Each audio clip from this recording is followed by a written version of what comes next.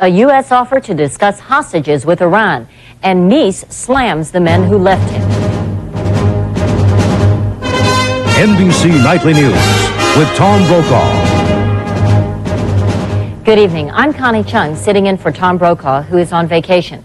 The Reagan administration today said if Iran is willing to talk about the American hostages in Lebanon, so is the U.S. That word came as UN Secretary General Javier Pérez de Cuellar said he hopes to begin separate peace talks with Iran and Iraq on Wednesday. More on the story from NBC News White House correspondent Andrea Mitchell. As both sides sought last-minute battlefield advantage to improve their bargaining positions, each accused the other of violating the spirit of the prospective truce. In what appeared to be more show than real challenge, an Iranian warship near Dubai stopped passing freighters today, politely. All this as Iran's foreign minister arrived in New York for talks to end the war. Iraq has pressed for direct talks. The two sides will meet separately with the UN Secretary General in New York this week. But he believes it is too soon for face-to-face talks. We're only too pleased to have the two together, but I mean, we have to be patient. The prospect of talks to end the war raised White House hopes for getting the hostages home. The president signaled that if Iran gives him an opening, he is ready to talk about the hostages. If they're willing and ready to talk, it's time. The State Department described a message the U.S. sent Iran last week. We remain willing to talk with an authoritative and responsible representative of the government of Iran and to discuss the differences between our two countries, especially the issues involving the Iran-Iraq war, terrorism, and hostages. But because of the Iran arms debacle, White House aides are nervous about going too far. So when asked about a statement from Sheikh Fadlallah, the spiritual leader of the pro-Iranian Hezbollah in Lebanon, calling for a happy ending for the hostages, White House spokesman Marlin Fitzwater said tersely, "The answer to release of the hostages is to release them. They took them off the streets. They can put them back on the streets." Some analysts wonder if even the Ayatollah Khomeini, seen today on Iranian television, could get the hostages out if he wanted to. And they worry that the Iranians are once again using the hostages as leverage.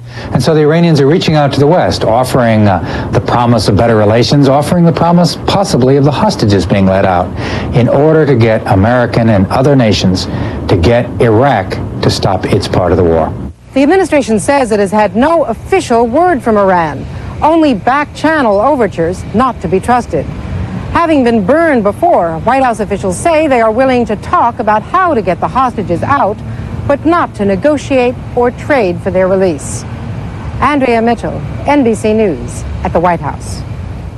Attorney General Edwin Meese, in a scathing attack on his two former aides, accused them of incompetence and of triggering the independent prosecutor's investigation, an investigation that found insufficient evidence to prosecute. Meese, who is leaving office next month, took his parting shot in a speech at the National Press Club. NBC's James Polk has more. In his sharpest attack yet, Meese said not only did the special prosecutor's investigation go too far, he said it should never have begun in the first place. For that, he blamed his two top aides, Arnold Burns and William Weld, who had embarrassed him badly but resigning last March. The evidence now shows that if a competent and thorough preliminary investigation had been directed by the then Deputy Attorney General and the former head of the Criminal Division, there would likely have been no cause even for referral to an independent counsel. Meese's reasoning, the special prosecutor found no criminal wrongdoing on his part as to the original allegations about getting a contract for the New York firm Wedtech.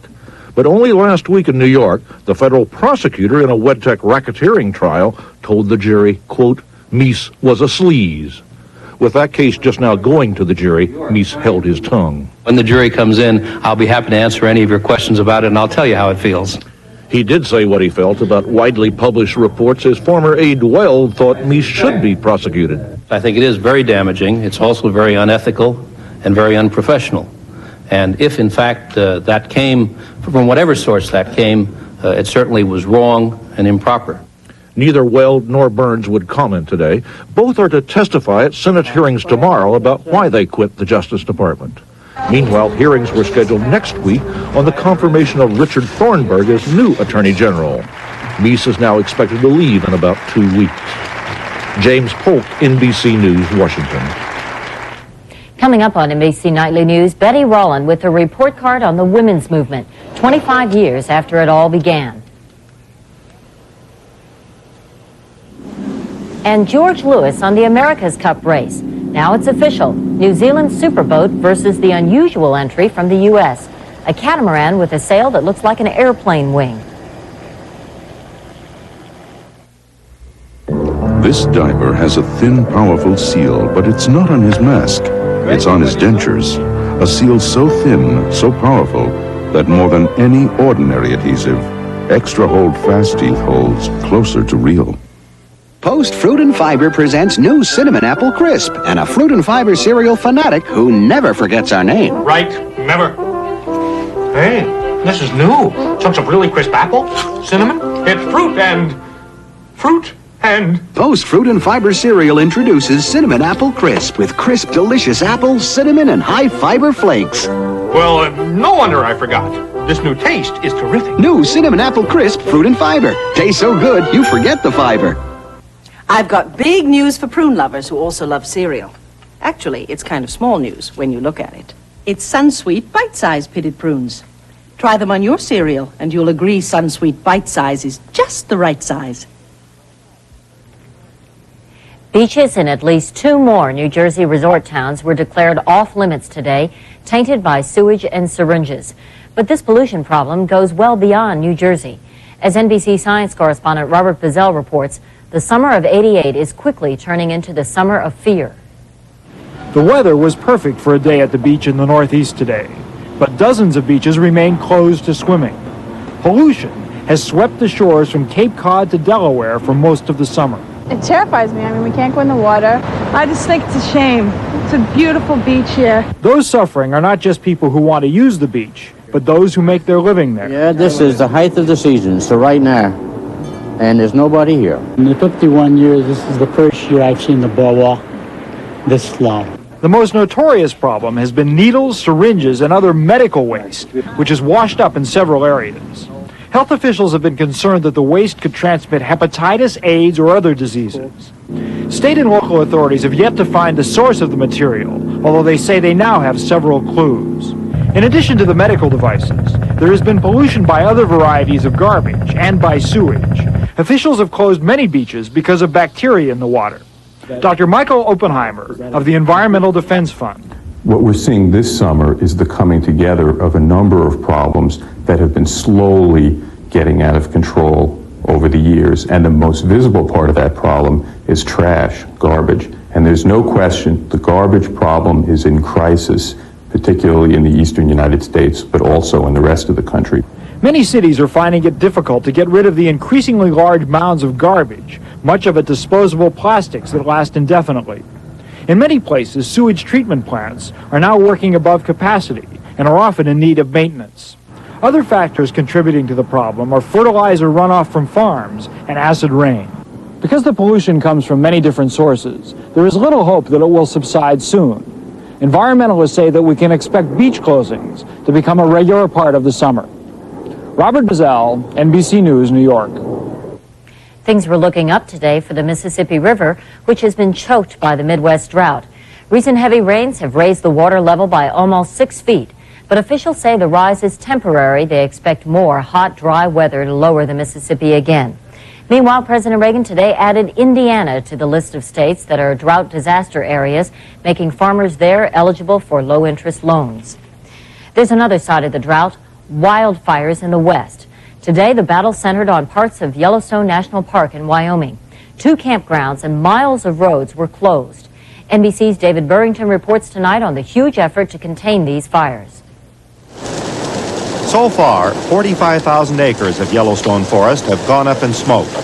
Fire conditions have never been worse. Heavy winds, high temperatures, and extreme drought. Moisture levels are the lowest ever recorded. 1,200 men are on the fire lines today, with more on the way. In all, 13 separate fires are burning. Firefighters are most concerned about the North Fork fire in the west, just 9 miles from Old Faithful. Also, the Shoshone and Red fires in the south, which threaten commercial areas at Grant Village and campgrounds at Lewis Lake.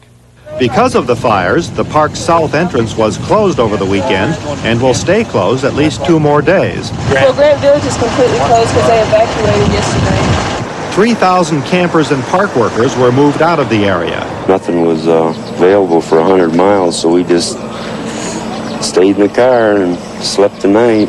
Officials say the park is still open and mostly accessible, but that could change. Heavy winds last night doubled the size of the fire close to Old Faithful. Right now, Old Faithful is not threatened. If it is, it'll be several days off, and the park and other agencies are making plans to avert any potential to loss at Old Faithful. There is concern about lightning storms and more high winds forecast for tonight. David Burrington, NBC News. For a time in the 1960s, hijackings to Cuba were as commonplace as protest demonstrations, one every few weeks, and the hijackers usually just slipped away. Linda Grenage had been sidestepping the law since she commandeered a New York to Miami jet in 1969. Today, the FBI arrested her at her home in Albany, New York, where she'd been living under an assumed name. A spokesman said the 39-year-old Grenage was very, very surprised.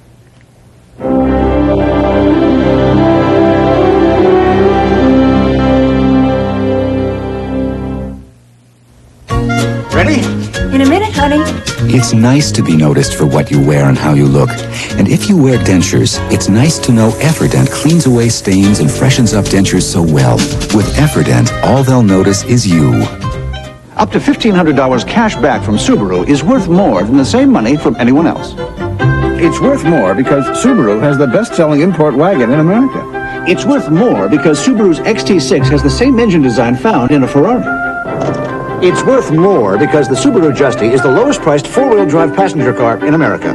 Up to $1,500 cash back on a Subaru is worth more because it's on a Subaru. Get up to $1,500 cash back or 4.9 financing on a Subaru. Why do you take aspirin more than once a week? Because after one day of tennis, I can have 3 days of aches and pains. But when you take aspirin that often, you wonder about aspirin stomach upset. Well, now there's a new and better aspirin product for you. Try Buffered Bufferin, better than plain aspirin because it's 100% aspirin plus 3 buffers to help protect against stomach upset aspirin can cause. You know, it really is better. New Try Buffered Bufferin if you take aspirin more than once a week. Excuse me. No problem. We know about kaopectate too. Kaopectate actually absorbs the germs that can cause diarrhea. Kaopectate bags, the diarrhea specialist. Recent polls have shown that George Bush suffers from a serious gender gap. Women prefer Michael Dukakis for president by as many as 12 percentage points. And that has prompted Bush to redirect his campaign towards women's issues. Women have found their place in the electorate as a sought-after bloc. But have women found their place in American society 25 years after the women's movement first began? Betty Rollin has a progress report. Put it in reverse and back up slowly.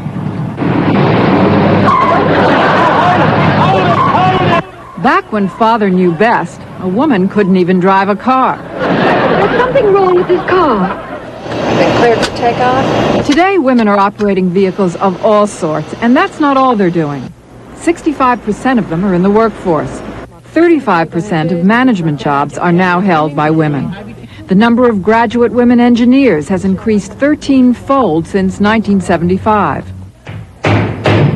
And today, 41% of the members of unions and labor organizations are women.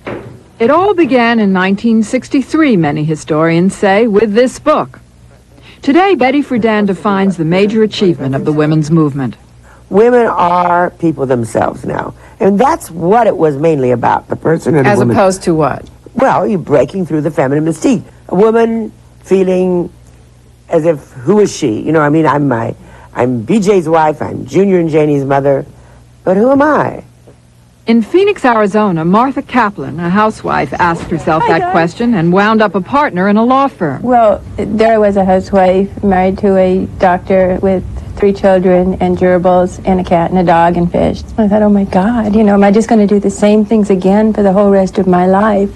That was a very frightening prospect. Cause her to slip and fall. Today, Martha meets with her law partners as an equal. It wasn't like that in the 70s. When she started law school at age 35, two attorneys, men, said, "Why be a lawyer? Just be a paralegal." How did you react? I said, drop dead. You be a paralegal, you know. Why should I be a paralegal? You know, why be a gardener if you can be an architect? Hundreds and thousands of women felt the same way. Some of them took to the streets. But by 1977, when 15,000 women gathered in Houston, the women's movement had not only grown, it had become respectable. Gradually, changing attitudes led to changing laws. Laws that prohibited discrimination against women in jobs, education, sports, and credit eligibility. Laws against pregnancy discrimination and sexual harassment. Laws to enforce child support payments. And most controversial of all, a Supreme Court decision in 1973 that gave women the right to abortion. So what began as a middle-class movement now has benefited women of all classes. Still, the main beneficiaries have been women in the professions. When Martha Kaplan graduated magna cum laude from law school at Arizona State, only 15% of her class were women. Today, more than 42% are women. And similar gains have been made in law and medical schools throughout the country. The new breed of women law student plans to have it all. I'll graduate from school in May, have the baby in June, take the state bar exam in July, and start with a law firm in August. One reason some young women can make such plans is that they have husbands like Rich McDaniel, who's married to Martha's daughter, Ann. Who does most of the domestic chores around here? My husband. Really? This is a new world. But the old world is changing slowly. According to a recent study, most husbands still do not share domestic chores equally. Ann works for General Motors in Detroit. She's an MBA. Today, 1/3 of all MBAs are women, an increase of 300% in the last 10 years. Like so many young women, Ann takes for granted the opportunities the women's movement has given her. And how does her mother feel about that? It's wonderful. I never want it to enter her head that because she's a woman there's any limitation. It never will enter her head. People laugh at me, but I really think I can do anything. I don't see any limits. But there are limits. Women's earnings are still only 70% of men's, and women like Ann may rise to the middle of a corporation, but seldom to the top. In addition, the biggest problem for most women remains combining work and family. Betty Rollin, NBC News, New York. Tomorrow night, we'll look at that, how to combine work and family. The Senate today derailed an effort by Jesse Helms of North Carolina to cut all federal funding for family planning programs. It voted overwhelmingly to reject his proposal, then later voted against another plan that would have required unmarried minors to get their parents' permission to receive contraceptives.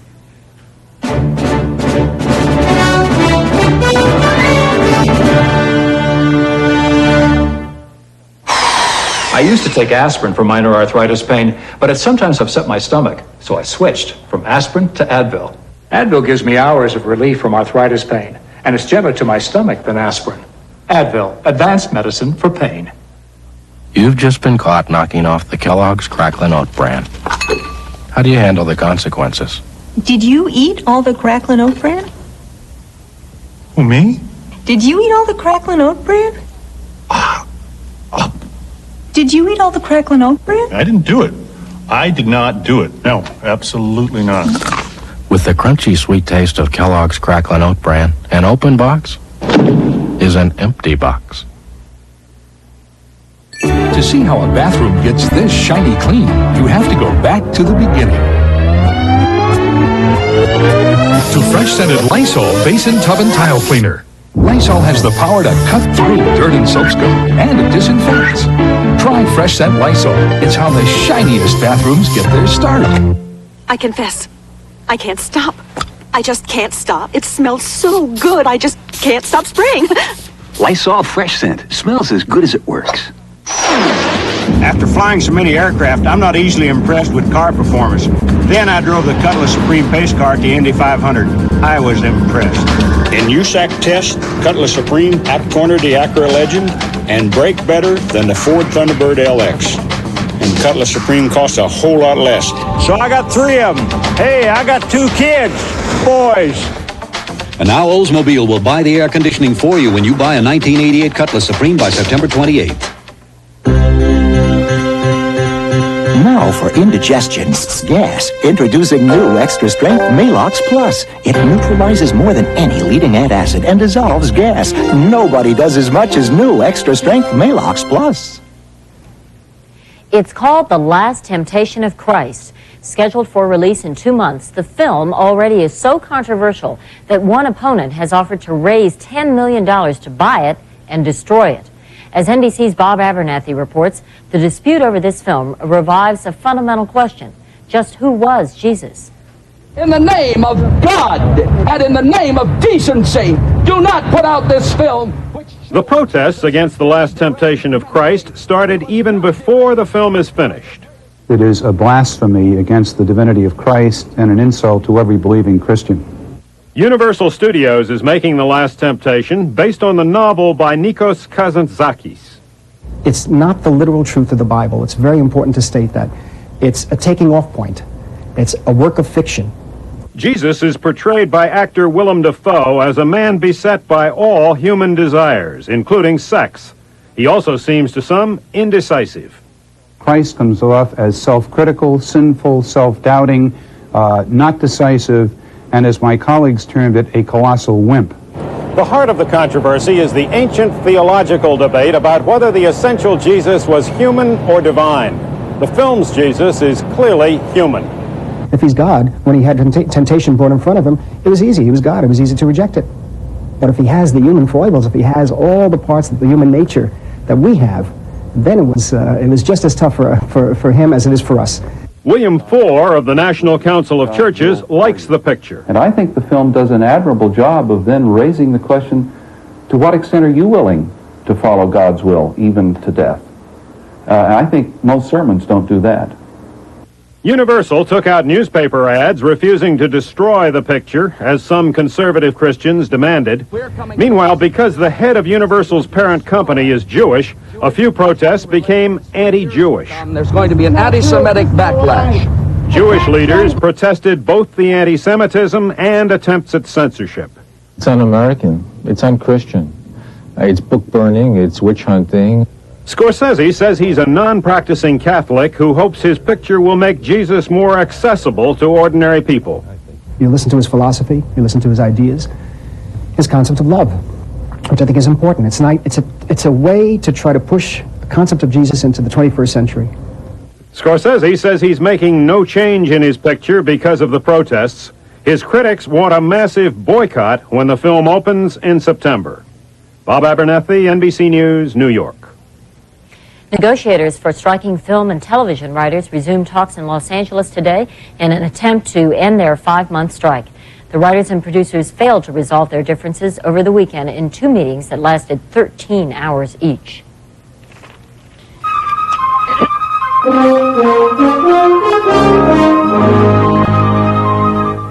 If you heard the report on 59 cold cereals by a leading consumer magazine, you'd fall through the floor. Mine's high in calcium. And salt. Salt? High in fiber. And sugar. Sugar? Lots of protein. And added fat. Fat? Nabisco shredded wheat was rated tops in nutrition. For no added sugar or salt, low fat, plenty of fiber and protein. Nabisco shredded wheat. Nobody else. Nabisco. The handsome, dashing Ford Aerostar for $19.89. It's really quite a van about town. Traveling with the sports crowd. Playing the market. Escorting ladies. Pulling its own weight. Staying out all night. And powering its way to the top. Ford Aerostar. It's in a class by itself. Have you driven a Ford lately? I'm Jane Pauley. Tomorrow morning on Today, a status report on the drought. I'm John Palmer. Whitney Houston and a look at men's plastic surgery. Tomorrow morning on Today. When people buy telephone service, particularly businessmen when they buy telephone service, they're not buying telephone service. They're buying a business capability. Think about your customers trying to reach you. Think about them trying to place an order and they can't get through because somebody hasn't engineered your access lines right, or somebody hasn't provided you the right kind of support in terms of how you design a telemarketing center. That's real money to you. That's why you buy AT&T services, because AT&T makes a difference to your business. That's the bottom line. After months of legal haggling, a New York judge today gave the go-ahead for what will be the most unusual race in the history of the America's Cup. The judge ordered New Zealand's challenge to begin as planned in September. The race will go on, but yachting purists may be wondering what has happened to their sport. Here's NBC's George Lewis. The judge's decision clears the way for the San Diego Yacht Club to race in this two-hulled boat, a catamaran, pitted against New Zealand, racing a 90-foot sloop with a 45-man crew. It will be the strangest-looking competition in the 130-year history of the America's Cup. New Zealand financier Michael Fay, heading his country's challenge, calls the decision unfair. It's not a match, it's a mismatch. It's not sportsmanlike, and it's not defending the America's Cup in the tradition of that event. The battle began last year while U.S. Captain Dennis Conner and the rest of San Diego were preoccupied celebrating the last America's Cup victory. New Zealand was busy looking at the rule books, discovering some loopholes. All recent America's Cup races have involved 12-meter yachts, about 65 feet long. But there's nothing in the rules prohibiting anyone from mounting a challenge with a 90-foot boat, which is exactly what New Zealand did. Conner reacted as though this were a replay of Pearl Harbor. Americans don't respond favorably to sneak attacks. After a court ruled the New Zealand boat was legal, the San Diegans came up with their own surprise. This high-tech catamaran, made from space-age plastics, powered by an aircraft-style wing instead of a cloth sail, theoretically a much faster boat than the New Zealanders. Now it was Michael Fay's turn to cry foul and take the San Diegans to court. He gave us a blank sheet of paper and challenged us to race a boat not to exceed 90 feet on the waterline. Now we came up with this blank sheet of paper with a boat that he doesn't like racing, so he sues us. San Diego is not jimmying the rules. The judge's decision says, in effect, go ahead with the race and settle the question of who's jimmying with the rules later. The races will begin September 19th, while most of the world is watching the Summer Olympics. San Diego hopes for a quick, quiet victory and a return to regular yacht racing in a couple of years. George Lewis, NBC News, Los Angeles. And that's our news. I'm Connie Chung in New York. I'll see you again tomorrow night. Thank you for joining us, and for all of us at NBC News, good night.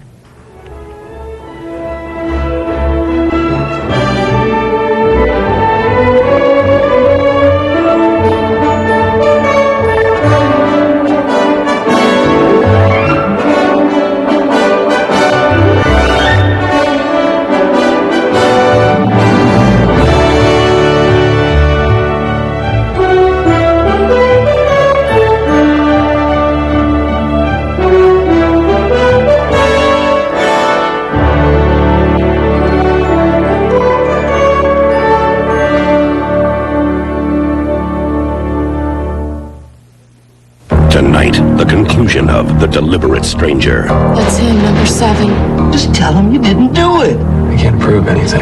Bundy's escaped. He jumped. Theodore is not going to get his kicks out of one this time. The manhunt continues for The Deliberate Stranger tonight.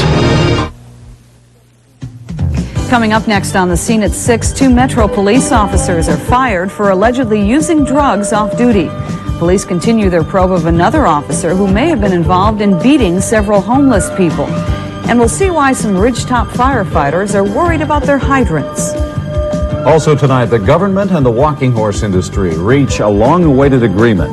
The danger is gone, but the cleanup continues in a Dixon County community.